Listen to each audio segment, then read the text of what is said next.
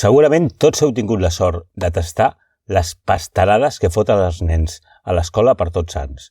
Li diuen panellets.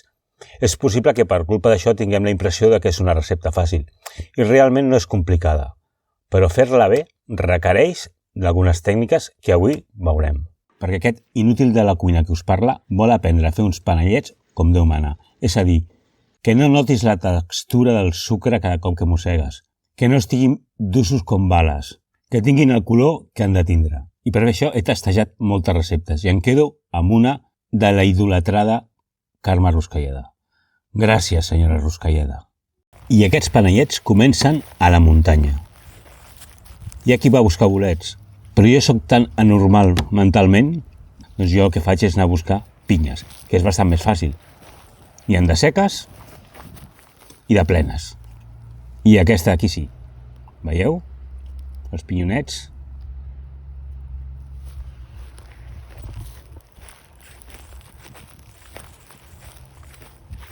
Vinga tu, cap al cabàs. Triplant. És idíl·lic viure a la muntanya. Sentiu el bestiar? Bé, en realitat no és bestiar. És la meva gossa boira, que com que té aquests colors es pensa que és una vaca. Que no ets una vaca, collons. Xeu! Xeu! I del pi a la taula.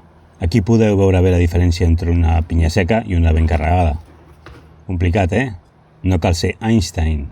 I aquest és un missatge pels millennials de part d'un boomer. Això és un tornavís. I això un martell. Són objectes diferents i tenen funcions diferents. Avui en farem ús de tots dos. Vinga, sortiu, cabronets. Al hop. Bé, estic fent tot aquest numeret perquè realment són boníssims aquests pinyons naturals. Tenen gust a pi, a resina. És tremendo. Mireu-los que xulos. Encara que em vaig recollir molts, no em vaig tindre prou. I ho he tingut que combinar amb alguns que vaig comprar. Fixeu-vos la diferència d'aspecte i tamany. Res a veure. Anem a pels ingredients. 175 grams de sucre blanc, 75 mil·lilitres d'aigua mineral, un rovell d'ou, mitja clara d'ou i 250 grams d'ametlla mòlta i, evidentment, un grapat de pinyons. Aquestes quantitats són per fer entre 25 i 30 panellets. I aquesta pinya és per decorar, com si fos un influencer.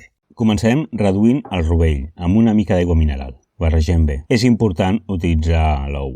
Per què? Perquè és el que ens dona color i brillantor al panellet final. Si no poséssim ou, quedarien com a la foto que esteu veient. Però els volem bé, no? Com aquests. Doncs vinga, a fotre-li canya a l'ou. Clean. Agafem una cassola petita, li fotem l'ametlla i ho reservem. Ara posarem l'aigua en un recipient a foc mig.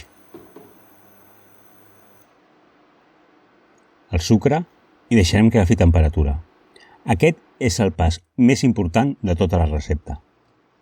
No aneu a lo fàcil barrejant l'ametlla amb el sucre directament. Això marca la diferència entre un bon panellet i un xurro, i us ho dic de veritat. A més, al fer un xarop i barrejar-lo amb l'ametlla fa que els pinyons després s'enganxin sols. Hi ha receptes que cal enganxar els pinyons amb l'octite. És un marsapà que no porta ni boniato ni patata. És molt pur, sucre i ametlla, res més. Quan veiem que el xarop comença a bullir, el retirem. Posem la cassola amb l'ametlla, amb el foc mig, i aboquem el xarop. Estem escaldant l'ametlla. Remenem perquè es cogui durant 3-4 minuts, fins que vagi perdent humitat i es vagi espessint.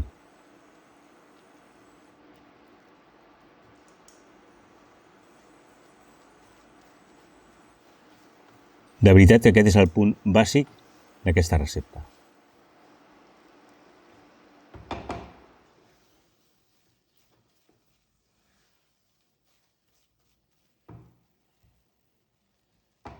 Deixarem que es refredi fora del foc uns 5 minuts i afegirem la mitja clara d'ou. L'integrarem a mà, l'anirem amassant, costa una mica al principi fins que quedi completament integrada. La clara li donarà lleugeresa a la massa. Encara que no us sembli, en aquests moments m'estava cremant bastant, sobretot la mà esquerra.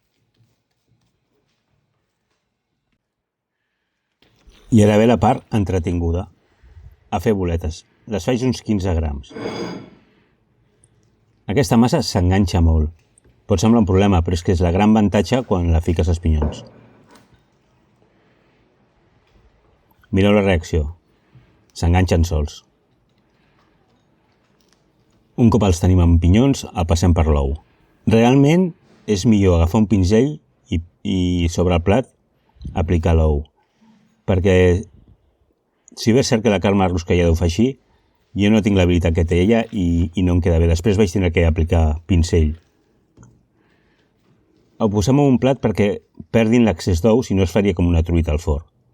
I els deixem reposar també 5-10 minuts. Aquí els tenim tots. Ja han deixat anar l'excés d'ou i agafem una safata pel forn, amb paper, i els anem col·locant. Ara ve un pas que potser és el segon amb importància. Qui no s'ha menjat un panet que és una puta pedra? El posarem a 220 graus durant 6 minuts. I no més.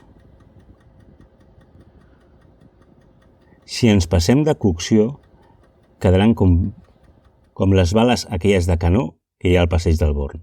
Són pràcticament armes. I aquí els tenim. Mireu quina safata vintage més autèntica. Té més anys que Matusalén. Potser no són perfectament rodons, com en una bona pastisseria, però el color, la textura i el gust, de veritat, són perfectes. Un cop més, gràcies a la Carme Ruscalleda per aquesta recepta. Fàcil i a la jugular, un 10. Que no, boira, que tu no pots menjar sucre, no puc donar panellets. Que no insisteixis. Deixa'm.